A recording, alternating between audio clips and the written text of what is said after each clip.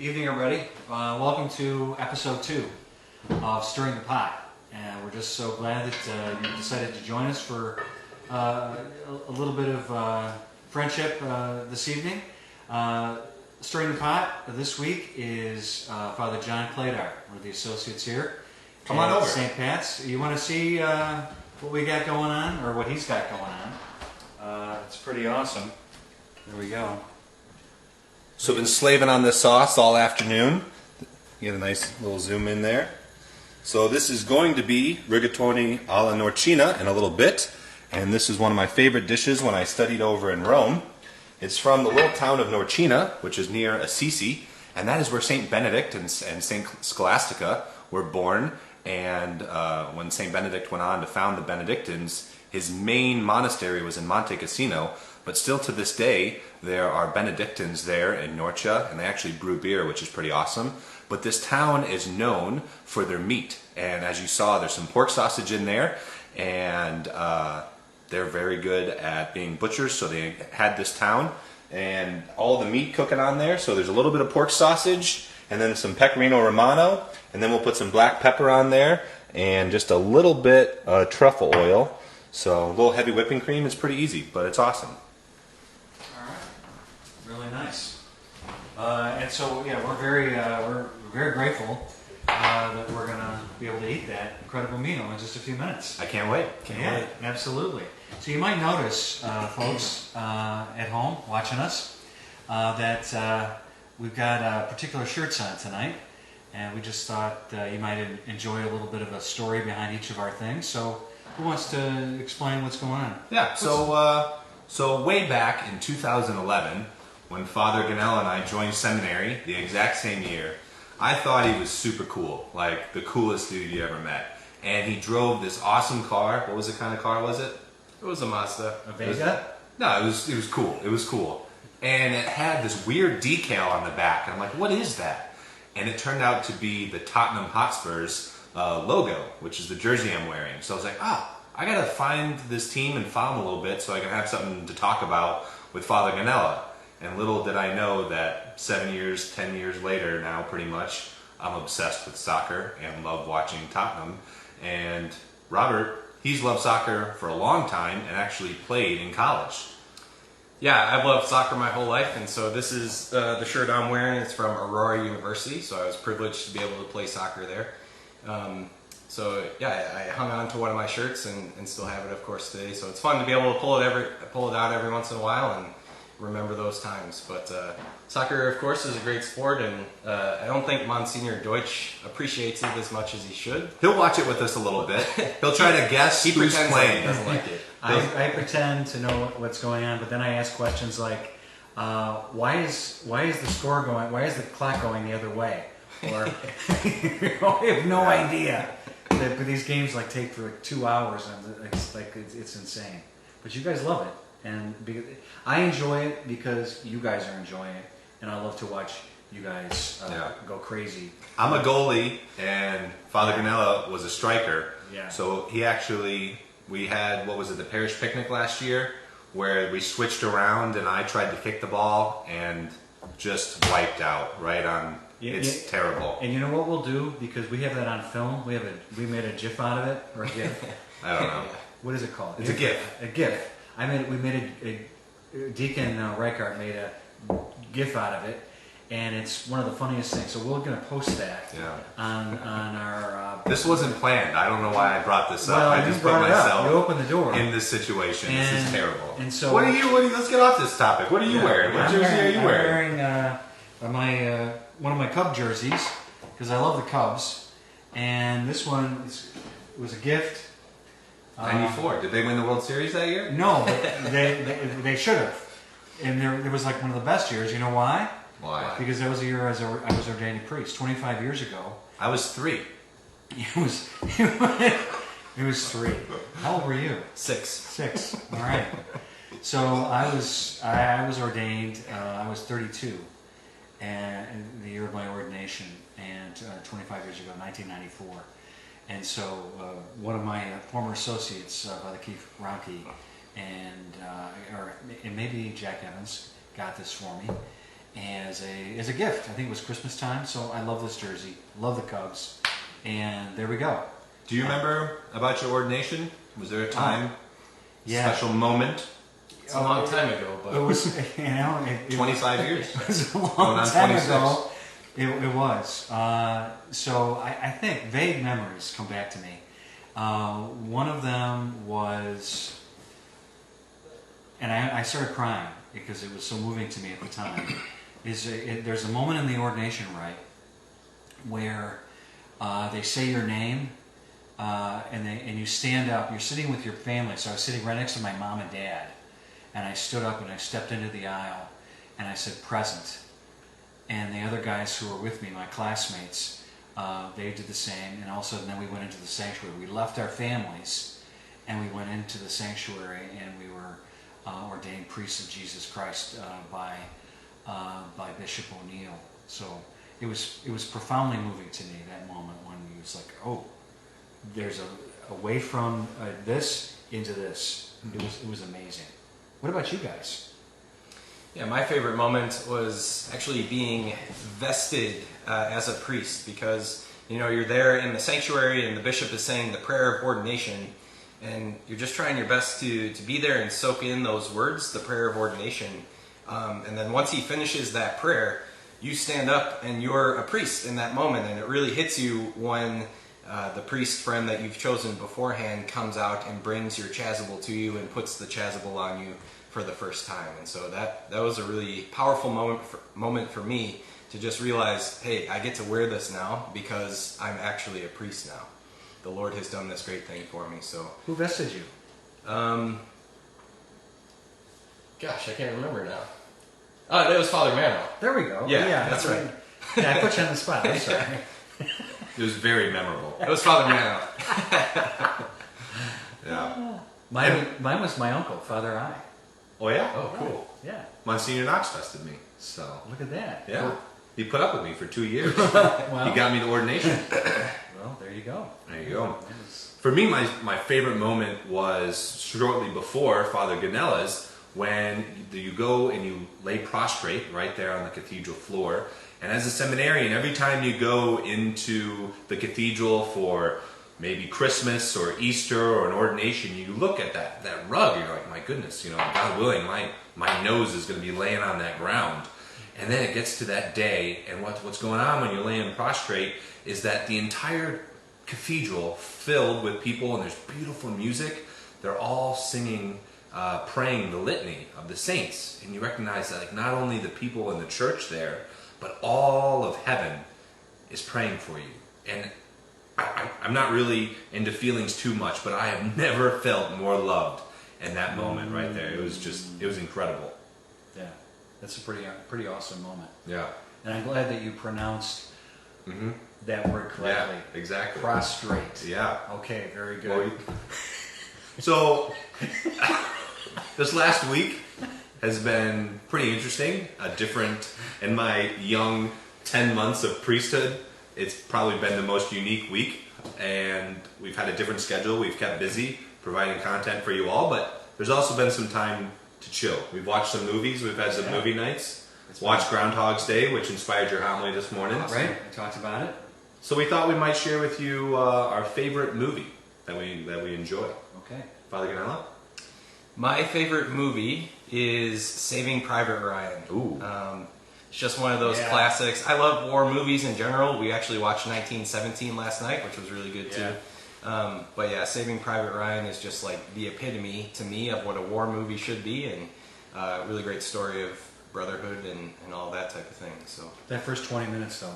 it's a very, very intense movie, no doubt. But When that guy picks up his arm off the beach, that was... It's intense. Ooh, intense holy movie. smokes. Yeah. You've been there. I've been to Normandy. We gotta Been go. there. Yeah, well, It's one of the most incredible experiences to be on those beaches and to realize how narrow they're not wide, Yeah. and they're you can just see where the bunkers are. It was just a death trap, and they just went into it. But you totally get that sense when you're there on those beaches of what they went through. Amazing. Yeah. One of my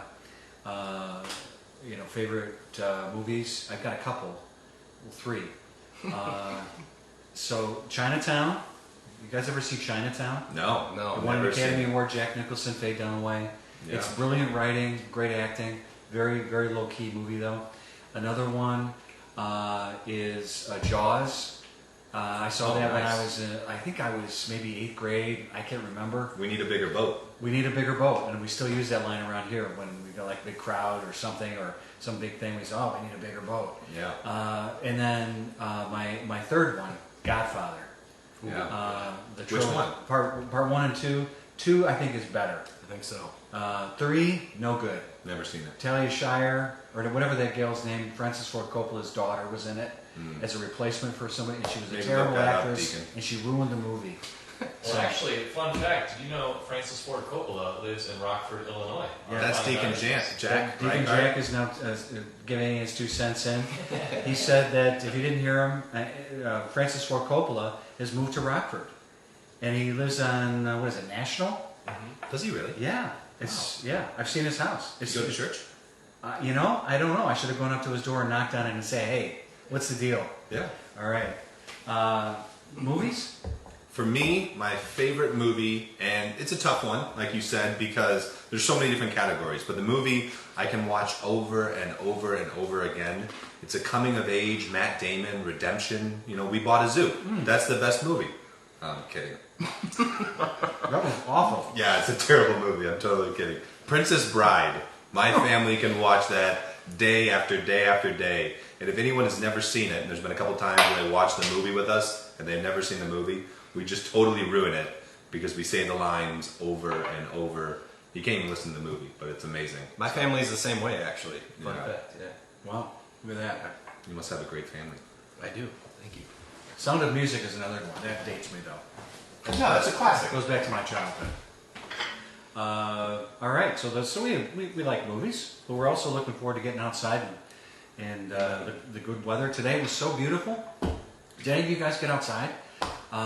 There was a break in the bad weather today, and it was like 60. So I walked along the trail over there in Thornwood, along the creek, and I just love summer, and that's one of the reasons I just love being outside. And we were talking earlier. I said, "What do you like about summer so much?" For me, I like the smell of fresh cut grass.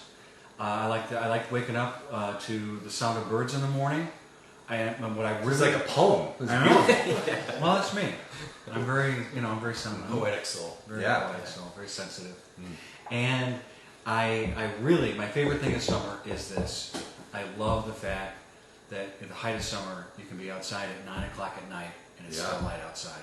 That for me, that makes my whole year. Wow. Yeah. That's deep. It's huge. Yeah. Yeah. I'm a golfer. I think that's pretty well known.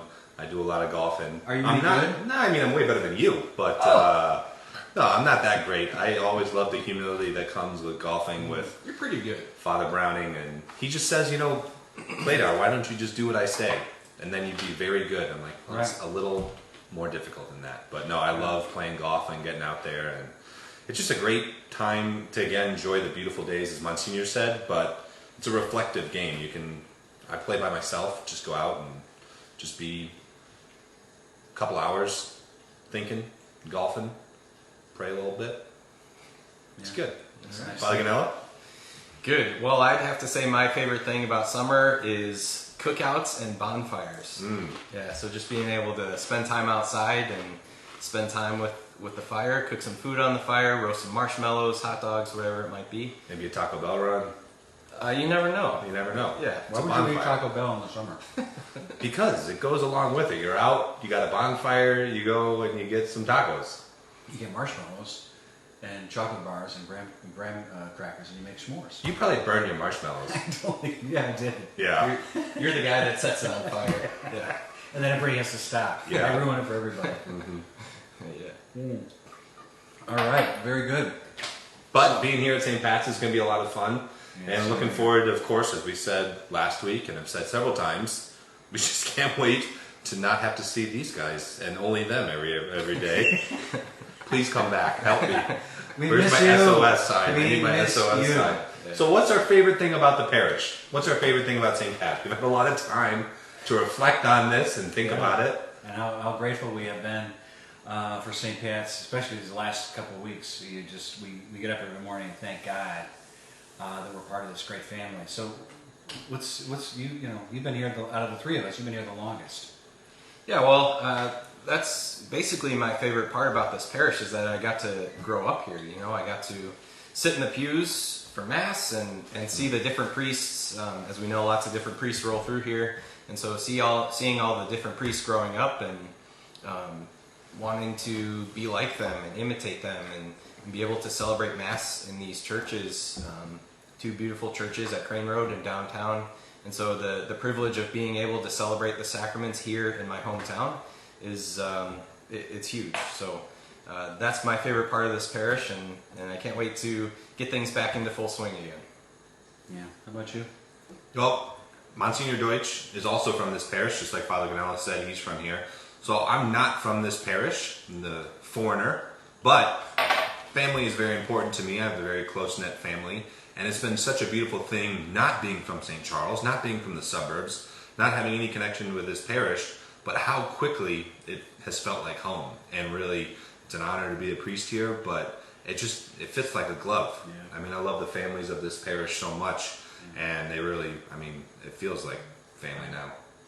Yeah, and again, I'm from here. I grew up here. Was born at Delnor when it used to be on the east side of St. Charles. 25? On 25 there, I don't know what it is now. You can still see it. It's still there. It's probably like a assisted living place or something. But You should put a plaque up that says Monsignor Deutsch. yeah, they should. Born here. And so I was born there. I went to St. Pat's grade school when I was downtown. We lived over on 14th Street, so we used to walk to school. We thought it was like miles and miles. It was 1 mile. But we would walk all together, all the kids from the neighborhood, cousins, we'd walk to school every day and walk home.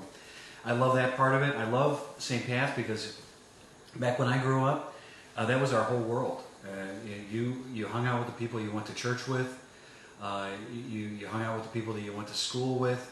It was our whole existence was St. Patrick, and we never missed Mass.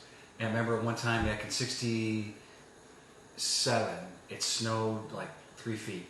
It paralyzed the whole northern Illinois. Chicago was shut down, and it was Sunday morning. And I thought, we don't have to go to church. Praise God. This is little Danny Deutsch, and all of a sudden I hear the shovel outside, and I look out the window. There's my dad shoveling snow, making a little path from the house to the driveway for us to walk, and making a little path for our station wagon, our little ark, to get out into the street. And we got in the car and we drove down there, and there was nobody. Just probably Father Ryan was out on the front step shoveling, and by the time we were at the gospel, the church was full, because that's just what we did. That's who we were. That's why St. Pat's is so awesome. Last thing, it's part of my vocation actually. I was at my grandma's funeral at Union Cemetery over on 25. And we were putting my grandma Deutsch, Catherine Deutsch, my dad's mom, into the ground. And Father Dempsey, Monsignor Dempsey, was there, and he was the pastor back then. And I was in college, and I remember I was standing off to the side. I was all busted out, and I was crying. And he left everybody. He came over to me, and first of all, he knew who I was. He said my name, and then he asked me if I was okay. I will never forget that. And the family that St. Pat's is, and that wasn't just Monsignor Dempsey, that was everybody. That's what St. Pat's is. That's what it's always been. That's what we want it to continue to be, and that's what your priests are always trying to create here, and to just make sure that that's the legacy that you all remember as you grow in wisdom, age, and grace, huh? St. Pat's is our home. It's our family. We miss you. We can't wait to have you back at home. To have you back here at church with us. One last thought. Why don't you hand me that picture? This is a Christmas gift that Father Ganella and Father Plato gave me. Isn't that beautiful? Here, why don't you see that? So, where did you guys find this, by the way? Instagram. Yeah, Instagram. Amazing. But they know I like art, and our house is filled with this religious art that I brought. But they wanted to get something unique, but something that they knew I would like. And as soon as I opened it, I was like, holy smokes, this is incredible. And so we put it in the hallway, and in a spot that we see it constantly. There's never a day that goes by we don't look at this picture. And then Father Cladar used it the other day in one of his reflections for our live stream in the afternoon. And I said, wasn't that nice? And this has sort of like become the focus of our Lent. That, here we are with Jesus, and he loves us and he's taking care of us, but he does it from the place of his deepest suffering. And here we are in this unknown place, challenged, difficult, whatever it might be, and there's the Lord with us. Not only is Jesus with us, but we're with each other at St. Pat's. Nothing better. Amen? Amen. All right. So, folks, we love having you at these things. If the weather's nice next weekend, next Saturday, we're going to do it outside at our fire pit. All right. And isn't that going to be something? Something to look forward to? To see me create this huge conflagration. And Great word. Conflagration. I will prostrate myself in front of the conflagration. There we go. Wow. We'll do a little blessing now. The Lord be with you. And with your spirit. The Almighty God bless you, the Father, and the Son, and the Holy Spirit. Amen. You guys are awesome. We love you. And tomorrow... Oh, go ahead. I don't know the details. Well, the details... So, here we are, folks. Thank you for reminding me. This is a big deal. Tomorrow, we know we can't have Mass for you publicly. But we know that you miss Jesus. You miss coming to your church. You miss seeing us, I hope. We certainly miss seeing you. And so what I thought we could do tomorrow is we're going to stand outside at 10 o'clock in front of the church from 10 to 10:30 with the monstrance, with Jesus. And, we'll kind of guide you into the parking lot and allow you to come around. And as you drive by, slow down, and we'll give you a blessing. Jesus is going to look at you, you're going to look at him, and you're going to be reminded of what this is all about, right? That we love Christ, and he loves us. So we just want you to feel the consolation of your parish. We want you to be able to come here, and we miss seeing you. So please stop by tomorrow for that half hour. God bless you. Bye-bye. God bless you.